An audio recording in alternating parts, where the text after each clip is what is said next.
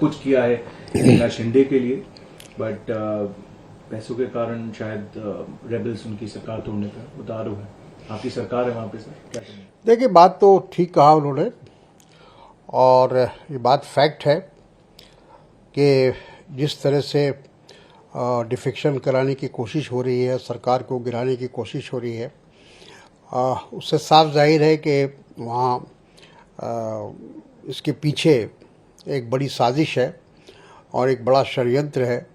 Bharatiya Janata party और जो केंद्र में भारतीय जनता पार्टी के हाई कमांड है, ये सारा कुछ उनके इशारे पर हो रहा है और उनका संरक्षण प्राप्त है ये जो डिफेक्शन कराने में लगे हैं। एक स्टेबल गवर्नमेंट को डिसेबल करने की कोशिश, डिस्टेबलाइज करने की कोशिश, ये बहुत ही अफसोसनाक है। और इस तरह से तो डेमोक्रेसी, ये एक प्रकार से डेमोक्रेसी पर हमला है कि जो भी पार्टी सत्ता में आती है तो भारतीय जनता पार्टी की कोशिश यही होती है कि उसको किसी तरह से उसको गिरा दिया जाए और भारतीय जनता पार्टी की सरकार बनाई जाए। करीब पिछले 8 राज्यों में इस तरह से भारतीय जनता पार्टी ने जन आदेश के विरुद्ध अपनी सरकार बनाई है। सर, फिर रिलायंस को किस तरीके से देख रहे हैं? क्योंकि सेना, एनसीपी, कांग्रेस मिलके तो मेजॉरिटी बनती है, एक स्टेबिलिटी के ऊपर क्वेश्चन मार्क है। ये उनकी अपनी राय है। कांग्रेस पार्टी किसी भी कीमत पर भारतीय जनता पार्टी के साथ कोई समझौता नहीं करेगी। हम ये वैचारिक लड़ाई है और हम ये लड़ाई लड़ेंगे, हम चाहे विपक्ष में रहें या सरकार में रहें।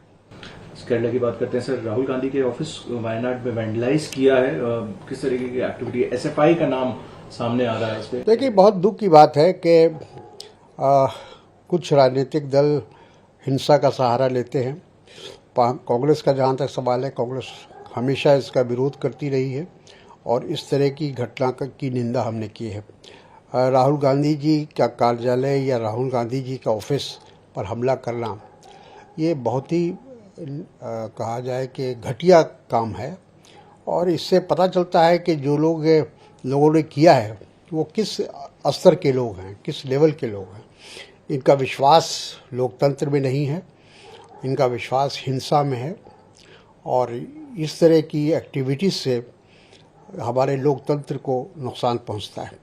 एनडीए की प्रेसिडेंशियल कैंडिडेट हैं द्रौपदी मुर्मू, उन्होंने अपना नॉमिनेशन आज फाइल किया है और सोनिया जी से बात किया, ममता बनर्जी से भी बात किया उनके सपोर्ट में वोट करने के लिए प्रेसिडेंशियल इलेक्शन के लिए। देखिए, ठीक है, वो तो कैंडिडेट है और कैंडिडेट का ये फर्ज बनता है कि वो हर राजनीतिक दल से, हर राजनेता से संपर्क करे, अपना समर्थन प्राप्त करे, समर्थन की मांग करे।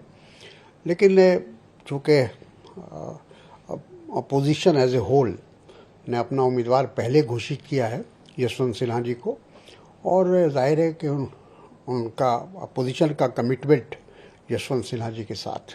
आगे प्रश्न होगा, तेजस्वी यादव भी एक्यूज किया है बीजेपी को कि नॉन बीजेपी गवर्नमेंट को डिस्टेबलाइज करती है। सेम हुआ था बिहार में भी, आपका भी ये मानना है तेजस्वी यादव? देखिए, वो तो है ही है। हम तो कहा कि 8 ऐसे राज्य हैं अभी तक, 2014 से लेके अभी 2022 के अंदर 8 साल का जो कार्यकलाप रहा है केंद्र सरकार का और भारतीय जनता पार्टी का, उसमें 8 राज्यों में जन आदेश के विपरीत वहाँ सरकार गिराकर अपनी सरकार बनाने का काम भारतीय जनता पार्टी ने किया है।